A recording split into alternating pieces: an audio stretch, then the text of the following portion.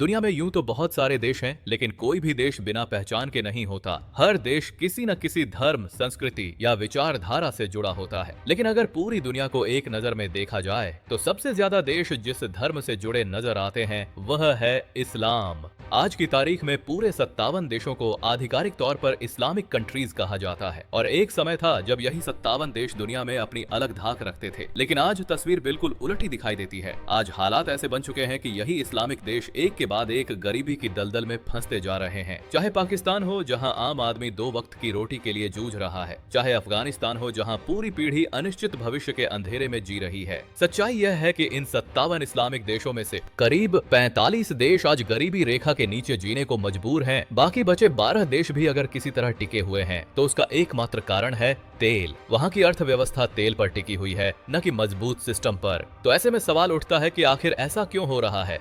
क्यों मुस्लिम देश लगातार कमजोर होते जा रहे हैं? क्या इसके पीछे इस्लाम धर्म का कोई रोल है या फिर कोई और साजिश, कोई और वजह है जिसे जानबूझकर नजरअंदाज किया जा रहा है? यही नहीं और आखिर क्या कारण है कि दुनिया में सबसे ज्यादा युद्ध भी इन्हीं इस्लामिक देशों में होते हैं? जहां देखो वहीं बम, बंदूक, जंग और लाशें, कचरा, कूड़ा और दूर दूर तक विकास का कोई नाम नहीं। अगर भूखमरी से जूझ रहे देशों की लिस्ट उठाकर देखी जाए तो सबसे ऊपर भी वही इस्लामिक देश मिलते हैं। हालात इतने खराब हैं कि महंगाई आम आदमी की कमर तोड़ चुकी है। पाकिस्तान में आटा 150 से 200 रुपए किलो बिक रहा है। सोमालिया जैसे देश में हालात और भी डरावने हैं। वहाँ एक अंडे की कीमत 400 रुपए तक पहुँच चुकी है। ईरान में भी स्थिति कुछ खास बेहतर नहीं है। वहाँ एक ब्रेड का पैकेट 8500 रियाल तक मिलता है। आज ईरान महंगाई से कराह रहा है। तेहरान में लोग रोटी तक उधार में ले रहे हैं। UN की रिपोर्ट कहती है कि ईरान में गरीबी दर 40% से ऊपर पहुंच चुकी है। अब जरा खुद सोचिए, जब खाने की बुनियादी चीजें ही आम आदमी की पहुंच से बाहर हो जाएं, तो उस देश का भविष्य क्या होगा? और आखिर इसकी वजह क्या है? क्यों मुस्लिम देश इस हालत में पहुंच गए? तो ऐसे में सबके मन में एक ही जवाब आता है और वो इसके पीछे टेररिज्म का होना।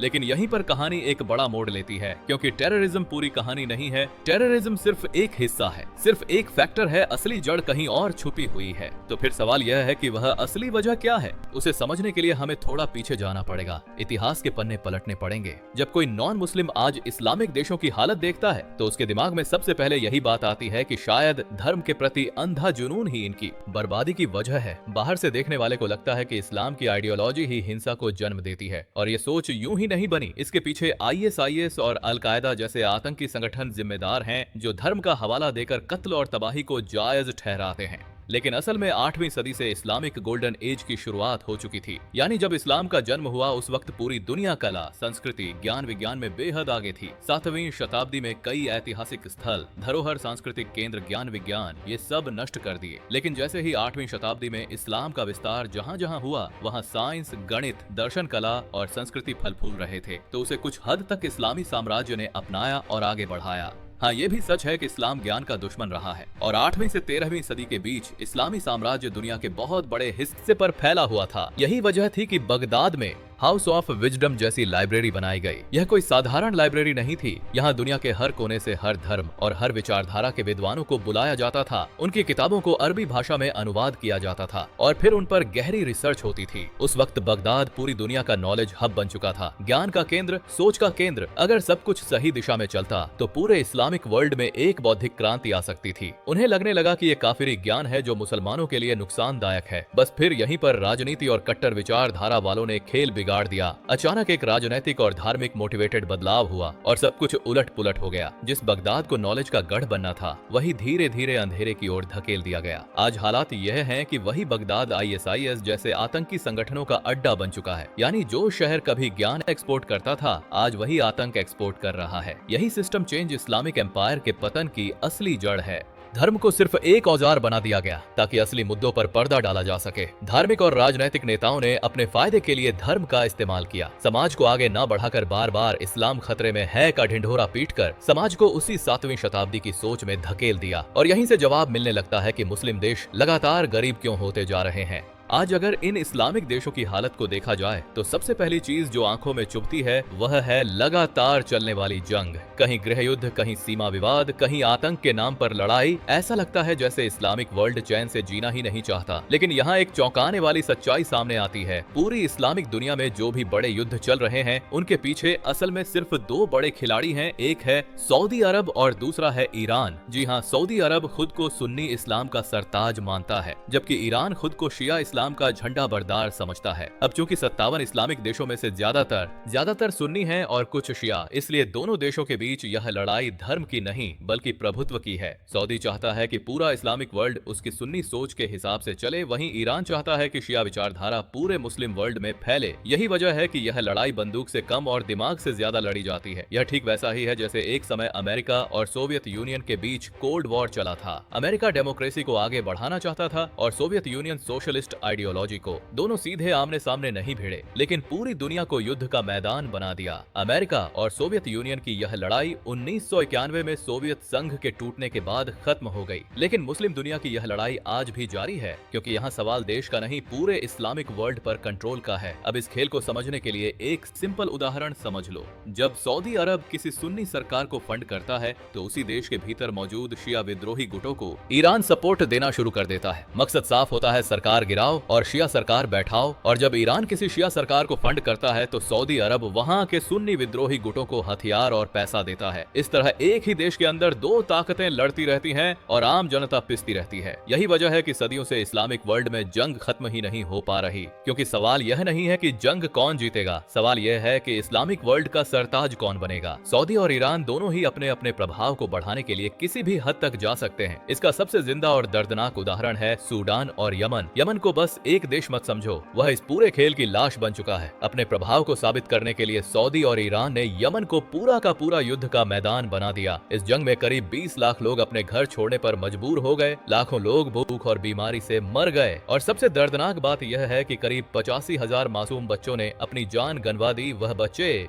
जिन्होंने ठीक से दुनिया भी नहीं देखी थी। इसी तरह सूडान को देख लो, वहाँ सोने के लिए कितने बड़े पैमाने पर हिंसा और युद्ध हुआ, हजारों लाखों लोग मारे गए। और करवाया किसने? एक तरफ सऊदी, दूसरी तरफ संयुक्त अरब अमीरात। लेकिन यमन और सूडान अकेले उदाहरण नहीं है, आप लेबनान को देख सकते हैं। वहाँ हालात इतने खराब हुए कि पूरे देश की फूड सप्लाई चेन ही टूट गई, लोग एक वक्त के खाने के लिए तरसने लगे। नतीजा यह हुआ कि वहाँ की 82% आबादी गरीबी रेखा के नीचे चली गई। और अब सीरिया की बात करें तो सीरिया में पिछले 12 सालों से लगातार युद्ध चल रहा है। इस युद्ध ने पूरे देश की रीढ़ तोड़ दी है। आज हालात यह है कि सीरिया की करीब 90% आबादी गरीबी रेखा से नीचे जी रही है। यहाँ बशर अल असद शिया गिरोह को ईरान का साथ और सुन्नी बागियों को तुर्की, कतर, सऊदी का समर्थन है। इसका नतीजा ये हुआ कि पूरा देश तबाह हो गया, लाखों लोग मर गए, करोड़ों शरणार्थी बन गए। और शरणार्थी बनकर ये गए भी कहां? पश्चिमी देशों में पहुंचे, वहां छाती पीटी, शरिया की मांग की, क्राइम करे और आज वहाँ की संस्कृति खत्म करने में लगे हैं। यानी जिन बेचारे ईसाइयों ने इनके उनके देशों में शरण दी और आज यह उन्हीं का इस्लामीकरण करने में लगे हैं। कभी सोचा है ये शरणार्थी गैर मुस्लिम देशों में ही क्यों जाते हैं? खैर, आज अगर आप दुनिया का नक्शा उठाकर देखें तो पाएंगे कि जहाँ जहाँ इस्लामिक देश हैं, वहाँ किसी न किसी रूप में संघर्ष जरूर चल रहा है। कहीं खुली जंग है, कहीं छुपी हुई लड़ाई। लेकिन यहाँ सिर्फ युद्ध इस पूरी कहानी का हिस्सा नहीं है। पाकिस्तान में कुछ मुसलमान ऐसे हैं जिन्हें असली मुसलमान नहीं मानते, जैसे अहमाडीस। लोग कहते हैं कि ये कुरान की सच्चाई नहीं मानते, फिर क्या होता है? भीड़ कभी कभी उनके घर जलाती है, कोर्ट और पुलिस उन्हें नहीं बचाती। शिया मुसलमान भी कभी कभी टारगेट होते हैं। मतलब जो देश खुद इस्लाम का पैगाम फैलाएगा, बोलता है, वही अपने अंदर जिहाद फैला रहा है। अफगानिस्तान में हजारा मुसलमान जो शिया हैं, वो अफगानिस्तान में हमेशा निशाने पर रहे। उन पर स्कूल और बाजार पर बम धमाके होते हैं। इंडोनेशिया में तो अहमाडिया मुसलमानों के खिलाफ कानून है, उन्हें अपने धर्म का प्रचार करने पर पाबंदी है। मस्जिदों पर हमले होते हैं और भीड़ में हिंसा। दूसरा कारण है डेमोक्रेसी। जी हाँ, वही लोकतंत्र जिसे अक्सर विकास की चाबी कहा जाता है। सुनने में अजीब लगता है, लेकिन इस्लामिक देशों की बदहाली में यही डेमोक्रेसी जिम्मेदार रही है। जब जब किसी इस्लामिक देश ने गरीबी से बाहर निकलने के लिए लोकतंत्र की मांग की, तब तब उस आवाज को कुचल दिया गया। यमन हो या बहरीन, जैसे ही लोगों ने लोकतांत्रिक अधिकारों की मांग की, वहाँ हालात और बिगड़ते चले गए। अब सवाल उठता है कि जब भारत जैसा विशाल आबादी वाला देश लोकतंत्र को संभाल सकता है, तो छोटे छोटे इस्लामिक देश ऐसा क्यों नहीं कर पाए? जमीन कम है, आबादी कम है, फिर भी लोकतंत्र क्यों नहीं टिक पाया? इस सवाल का जवाब हमें 17 दिसंबर 2010 में देखने को मिला। वह दिन जब एक 26 साल का युवक मोहम्मद बुआजी सरकारी दमन, भ्रष्टाचार और अन्याय से तंग आकर सरकारी इमारत के सामने खुद को आग लगा लेता है। यह आत्महत्या नहीं थी, यह एक चिंगारी थी और यह चिंगारी पूरे अरब वर्ल्ड में आग बनकर फैल गई। लोग डर गए थे, उन्हें लगा कि कहीं उनका बेटा, उनका भाई, उनका दोस्त अगला मोहम्मद न बन जाए, और यही डर धीरे धीरे गुस्से में बदल गया। ट्यूनीशिया से उठी यह आग फिर मिस्र तक पहुंची, फिर सीरिया, लीबिया और लगभग हर इस्लामिक देश में फैल गई। हर जगह एक ही आवाज गूंजने लगी कि तानाशाही नहीं चाहिए, हमें लोकतंत्र चाहिए। और यही आंदोलन बाद में अरब स्प्रिंग के नाम से जाना गया। अरब स्प्रिंग के दौरान लोगों की मांग बहुत सीधी थी, उन्हें लोकतांत्रिक सरकार चाहिए थी और बेसिक ह्यूमन राइट्स चाहिए थे। लोगों को लगने लगा था कि अब उनका भविष्य सुरक्षित हो जाएगा, लेकिन ऐसा नहीं हुआ, बल्कि लोकतंत्र की मांग ने इन देशों को और ज्यादा युद्ध में झोंक दिया। सदियां गुजर गईं, खून बहता रहा, लेकिन नतीजा यह निकला कि तानाशाही खत्म होने के बजाय और मजबूत हो गई। जिसके हाथ में बंदूक थी वह राजा बन बैठा और जिसके पास ताकत थी वह शासक बन गया। लेकिन कहानी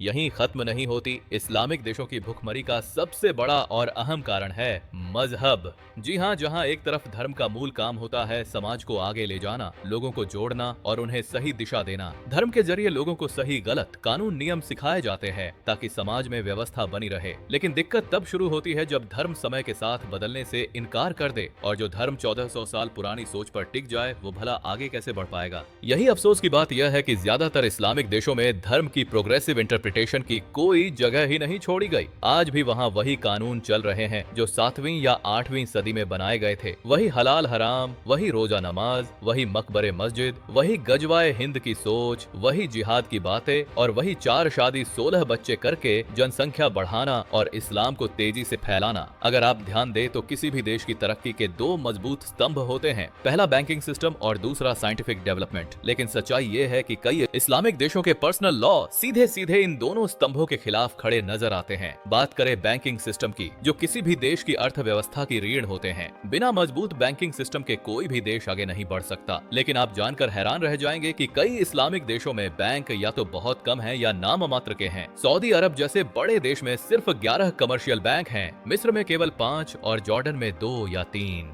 और कुछ देशों में तो हालत यह है कि पूरे देश में सिर्फ एक ही बैंक मौजूद है। तो ऐसे में सवाल उठता है कि आखिर इस्लामिक देशों में बैंक इतने कम क्यों हैं? इसका जवाब छुपा है शरिया कानून में। शरिया कानून के मुताबिक पैसे पर ब्याज लेना और देना दोनों ही गुनाह माने जाते हैं, जबकि बैंकिंग सिस्टम की पूरी नींव ही ब्याज पर टिकी होती है। बैंक कंपनियों को लोन देते हैं, उस पर ब्याज लेते हैं, कंपनियां बिजनेस करती हैं, मुनाफा कमाती हैं, बैंक को फायदा होता है और वही पैसा आगे लोगों को लोन देने में लगाया जाता है। इससे पूरी अर्थव्यवस्था चलती है। लेकिन शरिया कानून की पाबंदी के कारण इस्लामिक देशों में बैंकिंग का एक अलग ही मॉडल अपनाया गया, जिसे प्रॉफिट शेयरिंग मॉडल कहा जाता है। इस मॉडल में जब कोई कंपनी बैंक से पैसा लेती है तो उसे अपनी कंपनी का कुछ प्रतिशत हिस्सा बैंक को देना पड़ता है। यानी कंपनी को फायदा हुआ तो बैंक को फायदा और नुकसान हुआ तो बैंक को भी नुकसान। अब जरा सोचिए, कोई बैंक क्यों चाहेगा कि वह नुकसान उठाए? यही वजह है कि ऐसे बैंक जोखिम लेने से डरते हैं और नतीजा ये होता है कि नए बिजनेस को फंडिंग नहीं मिलती और अर्थव्यवस्था ठहर जाती है। यही कारण है कि 1997, 1998 और 2009 के बीच कई इस्लामिक बैंक पूरी तरह फेल हो गए। यही नहीं, अब आते हैं सबसे खतरनाक पहलू पर, वो एंटी साइंस अप्रोच। आज कई इस्लामिक देशों में साइंस पढ़ाने पर टीचर्स को जान से मारने की धमकियां दी जाती हैं।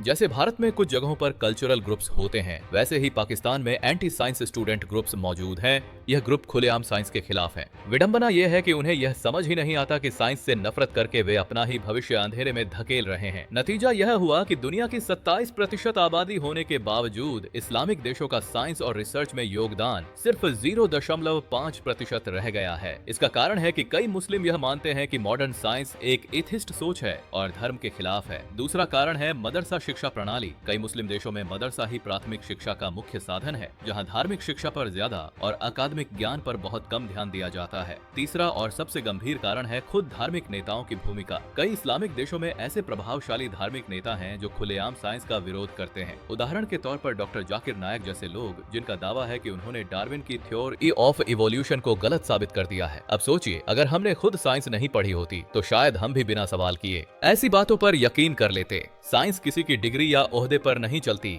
साइंस सबूत पर चलती है, प्रैक्टिकल एविडेंस पर चलती है। और आज जो कुछ भी हमारे आसपास है वो सारा का सारा साइंस की देन है। यही वजह है कि इस्लामिक दुनिया आज पिछड़ती जा रही है और आगामी समय में हालत और बुरे होंगे। आज दुनिया AI, space, robotics, quantum computing जैसी चीजों में दौड़ रही है। अमेरिका, जापान, चीन, भारत, यूरोप ये लोग मार्स मिशन भेज रहे हैं, लेकिन 57 मुस्लिम देशों को देखो, ये देश अब भी जनाब मोबाइल में बैटरी कहाँ डलती है ये वाली सोच में है। इनमें से एक भी देश ऐसा नहीं जो आईफोन बना सके, रॉकेट खुद डिजाइन कर सके या कोई अपना ग्लोबल टेक ब्रांड निकाल सके। इनके पास ना डिफेंस में दम, ना इकोनॉमी में स्थिरता, ना समाज में एकता। बस हर देश में जातिवाद, मजहबी फूट और गरीबी। उनकी हालत भिखमंगों और शेखी बघारों जैसी है। तो दोस्तों, वीडियो को लाइक कर शेयर करें, साथ ही ऐसी ही रोचक जानकारियों के लिए सब्सक्राइब करें हमारे चैनल मिस्ट्री ऑफ आर्यावर्त को। तो मिलते हैं अगली वीडियो में। जय हिंद, जय सिया राम।